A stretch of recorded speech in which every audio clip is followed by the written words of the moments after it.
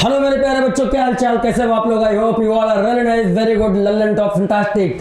मेरे प्यारे बच्चों, आज मैं आप लोगों को ये बताने वाला हूँ कि एनडीए के लिए फिजिक्स की इम्पोर्टेंस क्या है। Why physics is most important part in NDA. आखिर ऐसा क्या है कि फिजिक्स ज़्यादा इम्पोर्टेंस रखता है। देखो, पहली बात तो ये है कि एक कॉमर्स बैकग्राउंड का लड़का भी एनडीए का फॉर्म फिल कर सकता है। You agree?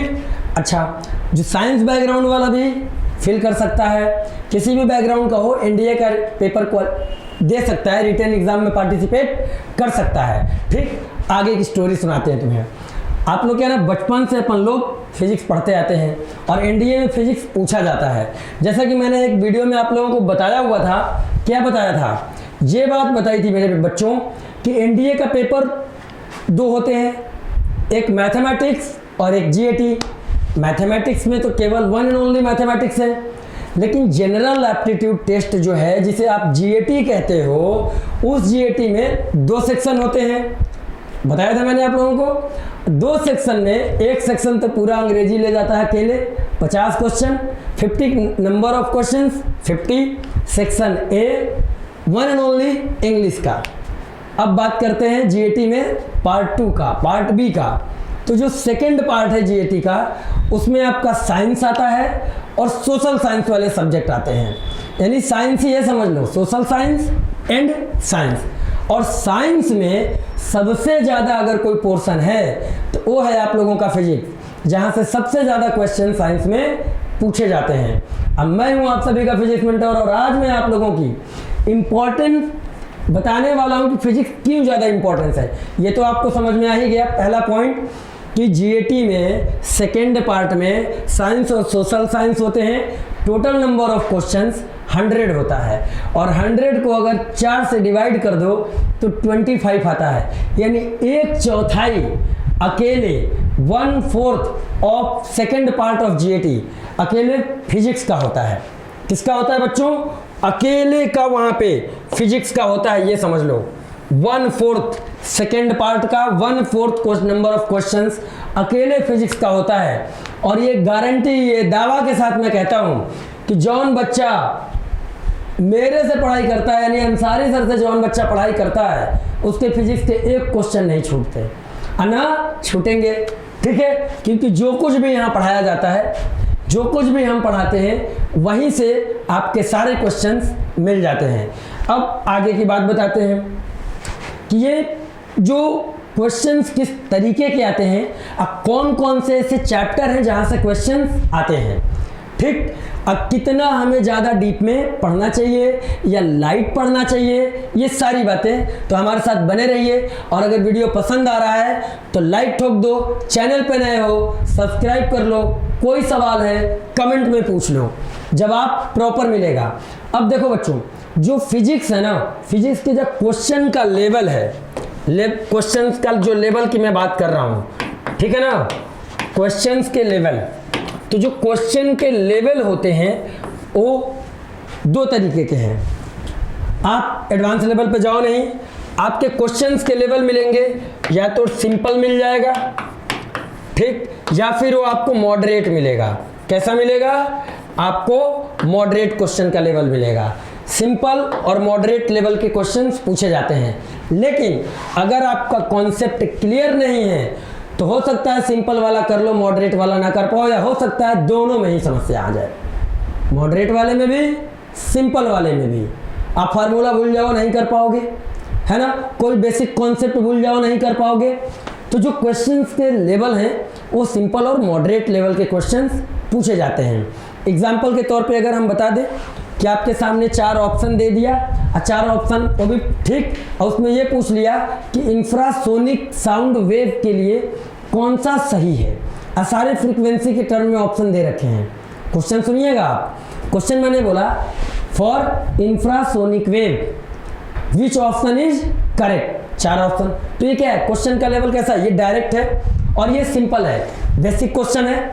ठीक, वहीं पे कोई क्वेश्चन थोड़ा सा ट्विस्ट करके पूछ लिया जाता है।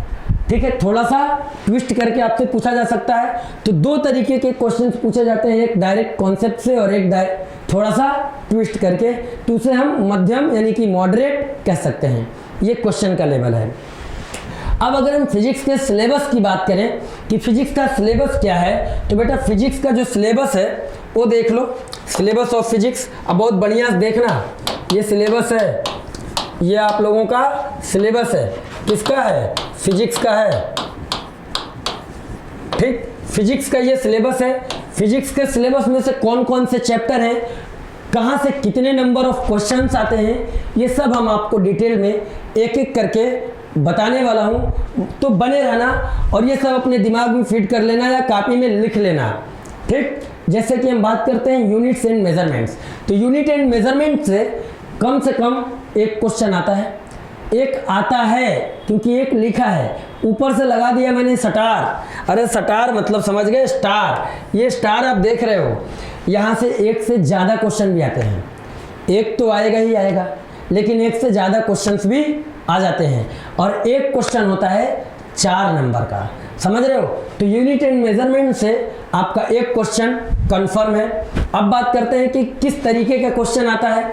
तो एक तो आ जाते हैं आपके यहाँ पे डायरेक्ट फंडामेंटल क्वांटिटी से रिलेटेड, फंडामेंटल स्केलर वेक्टर से रिलेटेड ऐसे क्वेश्चन यहाँ से पूछ लेता है कि ऑप्शन दे दिया, बोल दिया इनमें से वेक्टर क्वांटिटी कौन है, ऑप्शन दे दिया, पूछ लिया यहाँ से स्केलर क्वांटिटी कौन है। ठीक है, या फिर टेबल बना दिया, टेबल 1 टेबल 2, 2 टेबल बना दिए, एक तरफ फिजिकल क्वांटिटी लिख दिया, एक तरफ यूनिट लिख दिया, मैचिंग वाले 4 ऑप्शन दे दिए कि इसका करेक्ट सीक्वेंस बताओ मैचिंग का, है ना। इस तरीके के क्वेश्चंस आपको यहाँ से मिलता है। कभी डायरेक्ट यूनिट पूछ लेता है किसी न किसी क्वांटिटी का। ठीक है, इस तरीके के क्वेश्चंस आपको यूनिट एंड मेजरमेंट्स में आपको मिलेंगे। उसके बाद हम बात करें दूसरा डायमेंशनल एनालिसिस। डायमेंशनल एनालिसिस से भी क्वेश्चन डायरेक्ट पूछा जाता है कि मोमेंटम का डायमेंशन क्या है, लीनियर मोमेंटम, समझ रहे हो, इंपल्स ऑफ फोर्स का डायमेंशन क्या है, टॉर्क का डायमेंशन क्या है, ग्रेविटेशनल कांस्टेंट का डायमेंशन क्या है। ठीक है, कोफिशिएंट ऑफ विस्कोसिटी का डायमेंशन क्या है, कोफिशिएंट ऑफ थर्मल कंडक्टिविटी का डायमेंशन क्या है। और ये जितना नाम मैं अभी ले रहा हूँ ना, ये सभी इंपॉर्टेंट हैं। ठीक, तो यहाँ से भी एक क्वेश्चन आपको मिल जाता है, स्टार बना है कि कभी एक क्वेश्चन डायमेंशन से आ जाते हैं, कभी 2। ठीक, वैसे तो ये दोनों चैप्टर यानी यूनिट एंड मेजरमेंट और डायमेंशनल एनालिसिस एक दूसरे से इंटरलिंक है, तो दोनों से मिला के 3-2 क्वेश्चंस आ जाते हैं। अब हम बात करते हैं लीनियर मोशन का। ठीक है, लीनियर मोशन कि लीनियर मोशन से कितने क्वेश्चन आते हैं। ठीक है बच्चों, लीनियर मोशन से कितने क्वेश्चन आते हैं। तो लीनियर मोशन से लगभग आपके जो नंबर ऑफ क्वेश्चन है 2 या 2 से ज़्यादा। अब 2 या 2 से ज़्यादा में किस तरह के क्वेश्चन आता है। एक क्वेश्चन तो आपको ग्राफ बेस मिल जाएगा। कैसा? एक क्वेश्चन आपको ग्राफ से मिल जाता है, एक क्वेश्चन सिंपल न्यूमेरिकल्स मिल जाते हैं। ठीक है, लेकिन ग्राफ यहाँ पे ज़्यादा इंपॉर्टेंस रखता है अपनी। ग्राफ वाले क्वेश्चन हमेशा आते ही आते हैं। तो ग्राफ जितने भी हमने आप लोगों को पढ़ाए हैं सब आप लोगों को नोट करके रखना है, जो पढ़ाएंगे उसे सब आप लोगों को नोट करके रखना है, क्योंकि ग्राफ सबसे ज़्यादा इम्पॉर्टेंट है लीनियर मोशन में। ठीक, वहाँ के जो कॉन्सेप्ट हैं, जो फार्मूले हैं वो इम्पॉर्टेंट हैं। इसके बाद बात करते हैं हम अगले चैप्टर की। ठीक, न्यूटन लॉज ऑफ मोशन। ठीक, जिसमें फोर्स वगैरह की बातें हम लोग बताते हैं। न्यूटन बाबा के 3 नियम बताए जाते हैं। न्यूटन बाबा के 3 नियम वाले चैप्टर से नंबर ऑफ क्वेश्चंस की बात करें, समटाइम्स 2 स्टार बना है। देखो कभी कभी किसी जोन में ब्लैंक भी कर देता है। ब्लैंक करने का इन द सेंस कि जैसे यहाँ से कोई यूनिट एंड मेजरमेंट वाला कभी कोई क्वेश्चन ना पूछे। ठीक है, यहाँ पे कभी 0 कर दिया सीधा ब्लैंक, तो कहीं पे किसी जोन में ले जाके क्वेश्चंस बढ़ा देगा। यही करता है एनडीए, लेकिन लेवल आपको ध्यान रखना है कि मॉडरेट रहता है। तो आपको एनएलएम में 2 क्वेश्चन मिल जाते हैं, कम से कम स्टार बना है क्योंकि ये थोड़ा सा इंपॉर्टेंट चैप्टर है। यहाँ से कॉन्सेप्चुअल क्वेश्चंस पूछ लेता है। ठीक है, रिक्वायर्ड वेलोसिटी ऑफ गन वगैरह के क्वेश्चन आ जाते हैं, जो कि कंजर्वेशन ऑफ मोमेंटम पे बेस्ड है ना। तो उस तरीके के क्वेश्चंस भी यहाँ से आ जाते हैं। डायरेक्ट F बराबर ma का क्वेश्चन आ जाता है। ठीक है, इसी तरीके के बेसिक लेवल के क्वेश्चंस लॉ के जो तीनों लॉ हैं उनके थ्योरेटिकल कॉन्सेप्ट से हमारे क्वेश्चंस आ जाते हैं। तो एनएलएम में ये सारी चीज़ें पूछी जाती हैं। उसके बाद हम वर्क पावर एंड एनर्जी की बात करें, वर्क पावर एंड एनर्जी या वर्क एनर्जी एंड पावर ये चैप्टर है। यहाँ से एक क्वेश्चन आपको हमेशा पूछा जाता रहा है, एक क्वेश्चन आपसे पूछा जाएगा। ये समझ लो स्टार इसलिए बना है कि ये इंपॉर्टेंट चैप्टर भी है। ठीक, एक क्वेश्चन यहाँ से डन डनाडन डन है कि आएगा ही आएगा, और टन टनाटन टन तुम लोग कर लोगे अगर मन लगा के तुम लोग अंसारी सर से पढ़ लोगे। अब आगे की स्टोरी, अगला जो बच्चा हमारा चैप्टर है centre of mass and rotational motion. तो centre of mass and rotational motion से जो क्वेश्चंस आते हैं वो मोमेंट ऑफ इनर्शिया का क्वेश्चन आ जाता है। ठीक, या काइनेटिक एनर्जी का मोमेंट ऑफ इनर्शिया के साथ जो रिलेशन है वहाँ से क्वेश्चन पूछ लेता है। यहाँ पे पैरेलल और परपेंडिकुलर एक्सिस थ्योरम जो है वहाँ से क्वेश्चंस नहीं पूछे जाते, लेकिन कॉन्सेप्ट याद रखना जरूरी है क्योंकि मोमेंट ऑफ इनर्शिया पूछेगा तो कहीं से भी पूछ सकता है। तो मोमेंट ऑफ इनर्शिया के लिए वो दोनों थ्योरम आप लोगों को आने चाहिए, जिसका नाम है क्या, perpendicular axis theorem and parallel axis theorem. लेकिन मोमेंट ऑफ इनर्शिया का फार्मूला I बराबर mr² आपको याद रखना है। ठीक, सेंटर ऑफ मास से क्वेश्चन पूछ सकता है लेकिन रेयरली पूछता है यहाँ से, इसीलिए दोनों को कंबाइंड कर रखा है। ज़्यादातर क्वेश्चन यहाँ से पूछता है मोमेंट ऑफ इनर्शिया का। दो ऑब्जेक्ट दे देगा, बोल देगा बताओ इनमें से किसका मोमेंट ऑफ इनर्शिया ज़्यादा है सेंटर ऑफ मास वाले एक्सिस से, इसलिए सेंटर ऑफ मास को जानना भी जरूरी है। ठीक है, एक क्वेश्चन यहाँ से टनाटन पूछेगा और डनाडन तुम लोग करोगे, डनाडन कर दोगे, मजा आ जाएगा, 4 नंबर पा जाओगे फटाफट। ठीक, अगली बात करते हैं gravitation and planetary motion. Planetary motion में ही केपलर्स लॉ आता है। केपलर्स लॉ का जो तीसरा वाला नियम है कि t² बराबर t² is directly proportional to r cube, उसे तो अपने दिमाग में फीड कर लेना मजे में एकदम, वहां से क्वेश्चन पूछा जा सकता है। और एक इंपॉर्टेंट फॉर्मूला भी है, ग्रेविटेशन से क्वेश्चन जो पूछा जाता है वो वेरिएशन इन जी, यानी जी के वेरिएशन से क्वेश्चन पूछा जाता है कि जी के मान में कैसे परिवर्तन होता है, एल्टीट्यूड के साथ सरफेस पे तो क्या है, और डेप्थ में जा रहे हैं तो क्या है, रोटेशन से क्या फर्क पड़ता है। इस तरीके के सबसे ज्यादा question acceleration due to gravity वाला जो मेन जनरल फार्मूला है G बराबर Gm/r², वहां से पूछा जाता है सबसे ज्यादा। लेकिन ये चैप्टर पे यहाँ पे हमने डबल स्टार बना रखा है क्योंकि ये चैप्टर मोस्ट इंपॉर्टेंट चैप्टर में से एक है, जहाँ से आपको बेसिक ही सही, जी से ही रिलेटेड क्वेश्चन सही, लेकिन पूछता यहाँ पे जरूर है। डबल स्टार है मतलब 2 क्वेश्चंस तो श्योर आते ही आते हैं।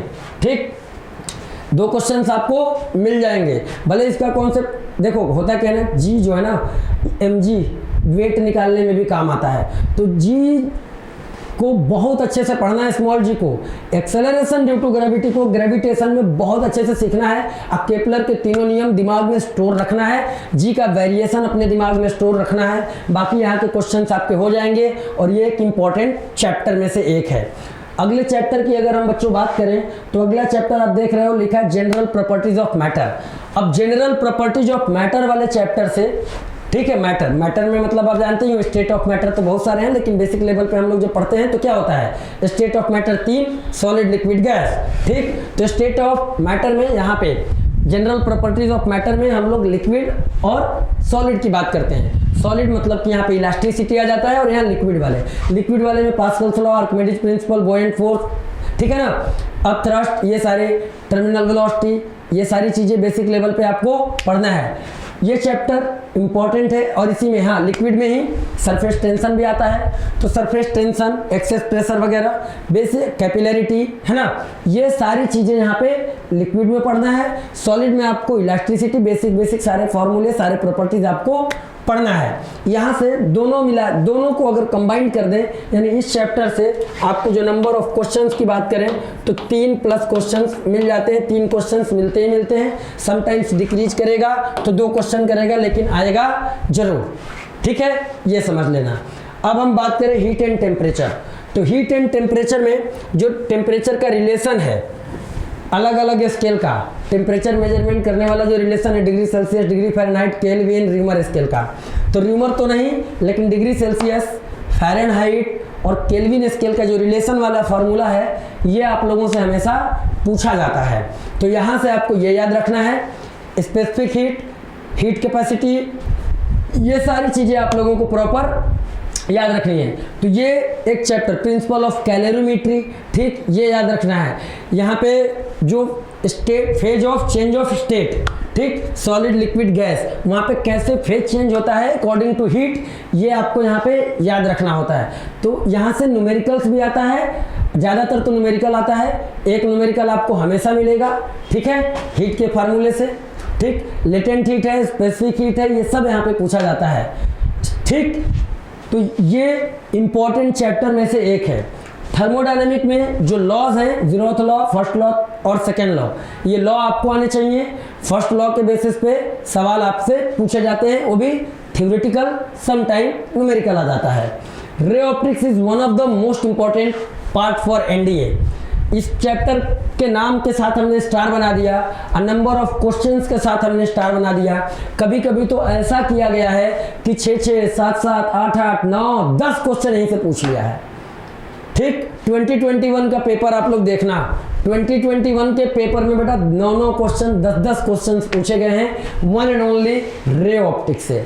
रे ऑप्टिक्स में रिफ्लेक्शन पढ़ना है, रिफ्रैक्शन पढ़ना है, इमेज फॉर्मेशन मिरर से पढ़ना है, लेंस से पढ़ना है, मैग्निफिकेशन है, ह्यूमन आई है, ऑप्टिकल इंस्ट्रूमेंट है, ये सारी चीज़ें रे ऑप्टिक्स में है।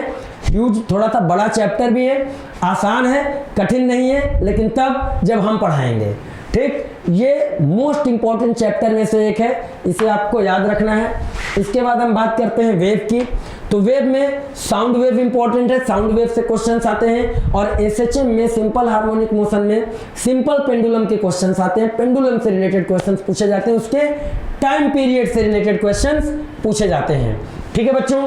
इसके बाद हम बात करें कितने नंबर ऑफ क्वेश्चंस, 2 प्लस 2 से ज़्यादा, सम टाइम 1, लेकिन आएगा जरूर। इलेक्ट्रोस्टैटिक्स में जरूरी नहीं है क्वेश्चन पूछा जाए, लेकिन पूछा जाता है तो बेसिक सा कूलॉम्स लॉ या इंटेंसिटी ऑफ इलेक्ट्रिक फील्ड या इलेक्ट्रिक लाइंस ऑफ फोर्स के प्रॉपर्टीज बेस्ड क्वेश्चन पूछा जाता है इलेक्ट्रोस्टैटिक्स से।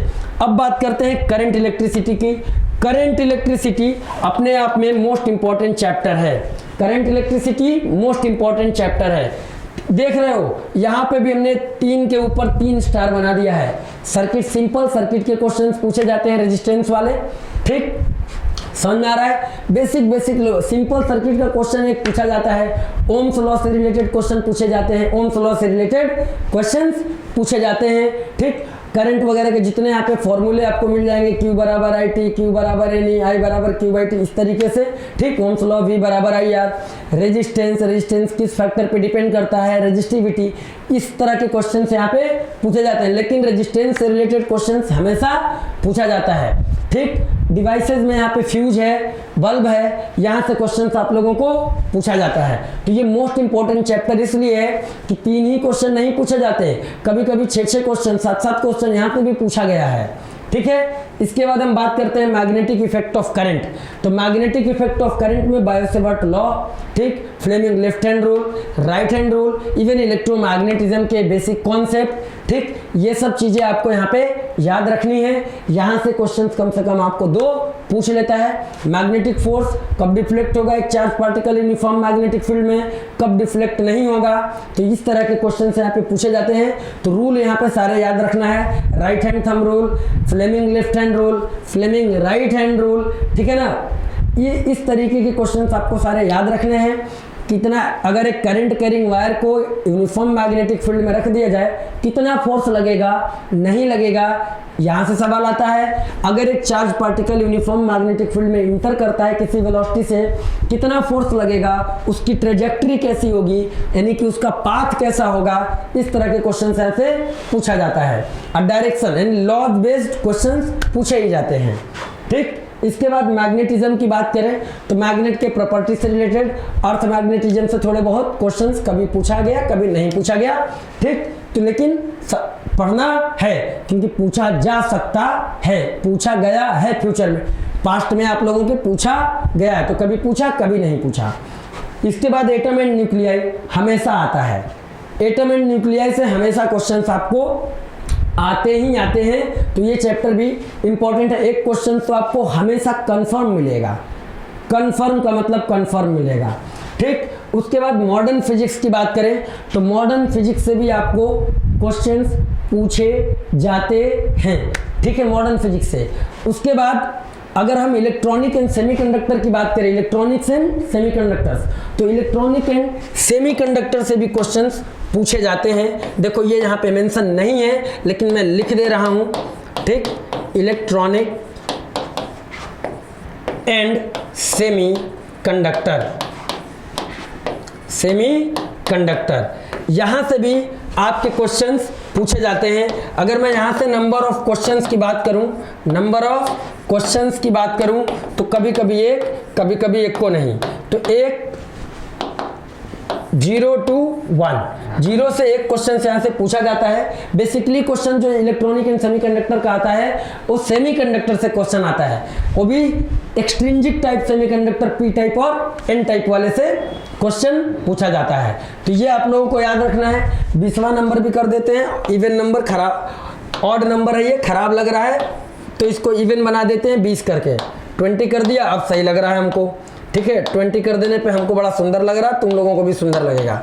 देखो कुछ बेसिक फिजिक्स के क्वेश्चंस भी आते हैं, ठीक, बेसिक फिजिक्स, ठीक है, एकदम छोटे क्लास वाले क्वेश्चंस भी यहाँ से कभी कभी पूछे जाते हैं। तो बेसिक फिजिक्स से भी आपको 1 क्वेश्चन 2 क्वेश्चन 1 क्वेश्चन 2 क्वेश्चन पूछे जाते हैं। तो नंबर ऑफ क्वेश्चन अगर बेसिक फिजिक्स में बात करें, नंबर ऑफ क्वेश्चंस, ठीक, तो बेसिक लेवल पे, ठीक है ना, वहां से भी क्वेश्चन आपके पूछे जाते हैं। एक्सरे वगैरह भी आता है, एक्सरे से क्वेश्चंस आपको पूछे जाते हैं, ठीक। इलेक्ट्रोमैग्नेटिक वेव, तो बेसिक फिजिक्स अगर मैं चाहूँ तो हटा दो, यहाँ तुम ये लिख लो इलेक्ट्रोमैग्नेटिज्म, इलेक्ट्रोमैग्नेटिक वेव। तो देखो बेटा, इलेक्ट्रोमैग्नेटिक वेव से क्वेश्चन हमेशा पूछा जाता है, हमेशा एक क्वेश्चन आपको यहाँ से मिलेगा। नंबर ऑफ क्वेश्चन की बात करें इलेक्ट्रोमैग्नेटिक वेव में, तो 1 क्वेश्चन आपको हमेशा यहाँ से मिल जाएगा, ठीक है बच्चों।